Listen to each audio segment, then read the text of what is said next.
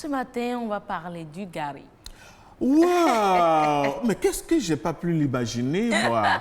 Ben oui, nous avons parlé gari dans le Bien débat. sûr. On parle gari, ce fameux gari. Ce fameux gari, hein, Ah, oui. ouais. On en parle souvent pas d'instant éco, mais ça peut être une opportunité d'investissement. C'est une opportunité. Voilà, pour ceux qui cherchent à peut-être des domaines dans lesquels ils vont investir. Et voilà déjà à l'image Voilà, le gari. le gari, comment ça se transforme.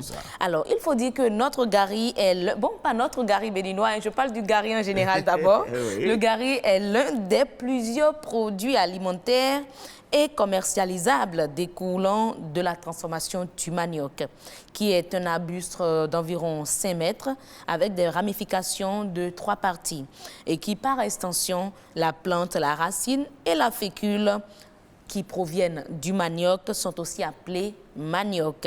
Et donc, c'est précisément la fécule qui sert de transformation du gari.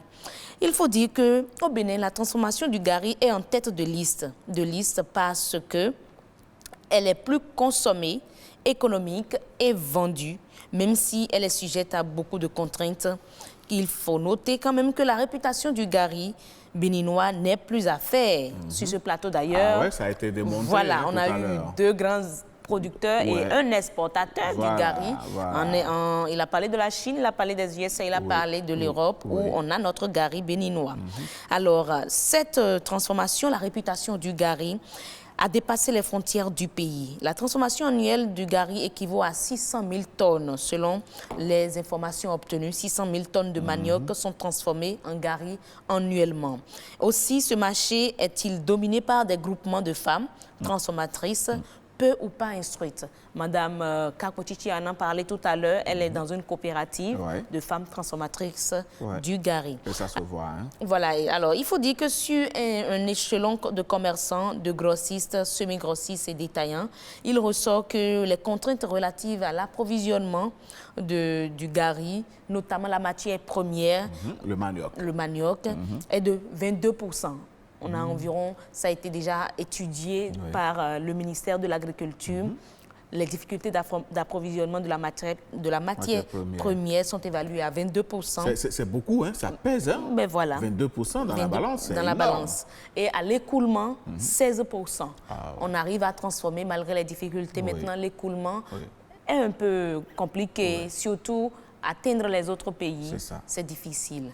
Alors, on propose aujourd'hui pour nos jeunes, nos investisseurs ceux qui veulent investir dans le gari, de faire un peu l'exportation, de chercher les débouchés. On nous a parlé, voilà, on nous a parlé du Nigeria, également gros consommateur. C'est vrai que bon, les frontières sont fermées depuis quelques temps, mais les activités commerciales continuent. Et puis bon, je crois que les autorités font quand même tout ce qui est de leur pouvoir pour que les choses rentrent dans l'ordre normal. Bien sûr, bien sûr. Donc ces chiffres que nous avons obtenus viennent d'un rapport de 2013 sur les marchés du manioc et du gari dans le sud et dans le centre du Bénin. Mais les prix quand même du gari, quant à eux, varient suivant leur qualité. Les experts l'ont dit tantôt. On l'avait dit, hein? Bien sûr. Quand vous voulez le gari à Sokoui, ça dit, il y a un gari là, quand vous mettez ça sur du abobo, quand vous mettez ça sur du haricot, gari à Sokoui, ça fait un petit bruit façon...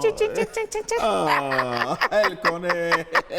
En tout cas, en fonction de la qualité et du conditionnement, si vous avez le gari banjo sur le marché, ce ne sera pas le même prix que le gari bien conditionné. Le gari que l'autre pourrait appeler le hangali. Le rangari et de l'autre côté le gari Tigan. Voilà. Ce ne sera pas le même prix. Ça, c'est clair. Ce ne sera pas le même prix. Mais nous avons quelques prix qu'on pourra annoncer ici. Les prix ont évolué.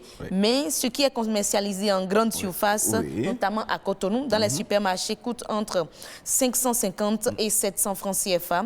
C'est beaucoup, hein? Voilà. Et la région de Savalou produit aussi du gari de bonne qualité qui coûterait 400 francs le kilogramme. Ah oui. Mais non, voilà. Je pense que, bon, c'est vrai qu'a priori, on se dit on est béninois, mais pourquoi ce qui est produit ici va être encore plus cher? Bon, c'est les conditions de production, la disponibilité de la matière première. Je crois que les deux experts l'ont évoqué. Notifié. Merci quand même de nous avoir orientés sur ce secteur, enfin, sur cette piste de business ce matin. Mesdames, Messieurs, on va simplement espérer que bientôt on aura d'autres nouveaux acteurs du gari. Oui. Et pourquoi pas... Pour ne pas faire le même gari, hein. Oui, quand nous fait du gari, on peut avoir le gari avec le clucli, le sucre et tout ça mélangé. Voilà, puisqu'on peut segmenter, pourquoi ne pas avoir exclusivement des producteurs de manioc? Mais voilà. Ouais, on s'achetait peut-être 10 hectares quelque part. Mais il y avait un projet en temps, hein. Je crois à Sokerekou, on disait... Au Bénin, vous voulez parler des projets? Les émidiamants devaient aller au champ pour produire du manioc. Vous voulez parler des projets au Bénin?